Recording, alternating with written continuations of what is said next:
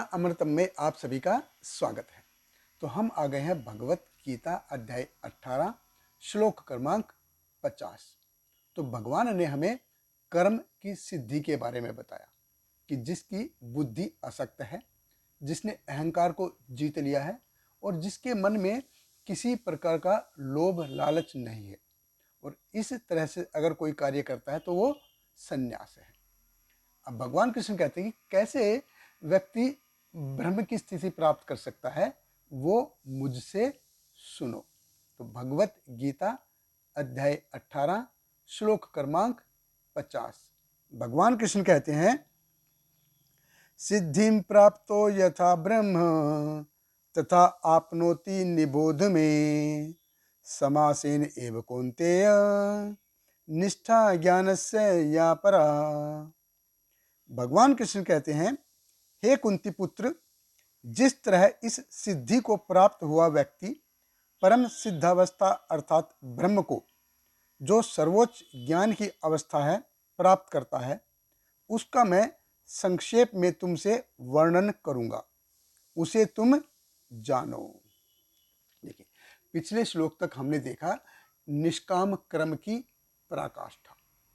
इस श्लोक में भगवान कृष्ण निष्काम कर्म की पराकाष्ठा में भगवान को कैसे इंक्लूड करें वो बताते हैं।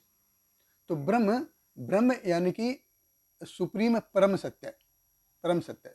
तो सिर्फ निष्काम कर्मयोगी अगर बन के रहेंगे तो वो भौतिक धरातल पे ही रहेगा, जब तक इसमें ब्रह्म यानी कि परम सत्य को इंक्लूड नहीं करते। हमने जैसे खीर बनाई लेकिन इसमें चीनी नहीं डाली, शुगर नहीं डाली, तो खीर का जो मुख्य पर्पज क्या है, वो मिठास है। अभी केवल दूध उबल गया, चावल उबल गए, इलायची डाल दिया, उसमें काजू किशमिश डाल दिया, इतना काफ़ी नहीं है। मुख्य चीज़ क्या है, चीनी है। खीर खीर मतलब मिठास होनी चाहिए। तो पिछले वाला जो श्लोक था 49वां जो श्लोक था, ये इसमें कैसा था कि हमारा दूध उबल गया है, चावल उबल गए हैं। तो अक्सर जब खीर बनाते हैं तो चीनी जो होती है वो अंत में डालते हैं, लास्ट में डालते हैं। तो पिछले वाले श्लोक में क्या है, दूध उबल गया, चावल सेवियाँ जो भी डालना है वो भी उबल गई, पक गई हैं, काजू डाल दिया, किशमिश डाल दिया, और थोड़ा सा और अच्छा टेस्ट बनाने के लिए उसमें केसर भी डाल दिया। अब तक शुगर ऐड नहीं किया है।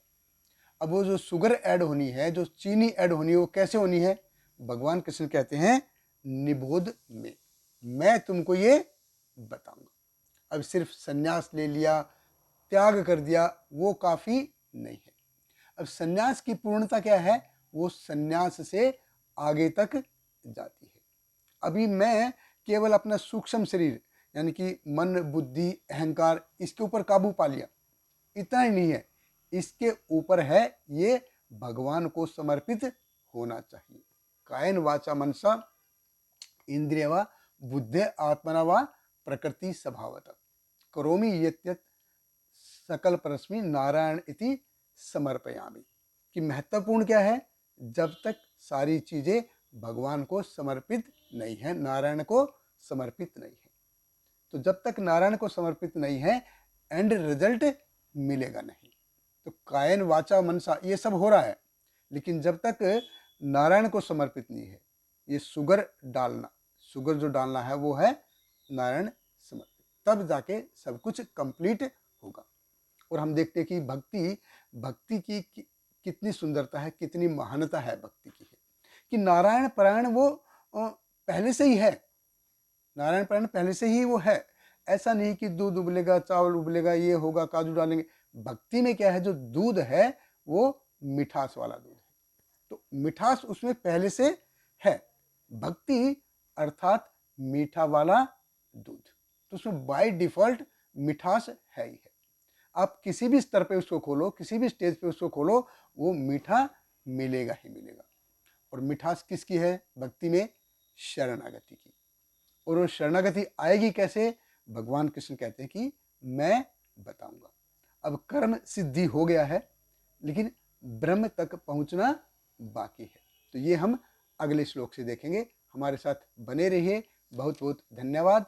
हरे कृष्ण। शैल प्रपात की जय।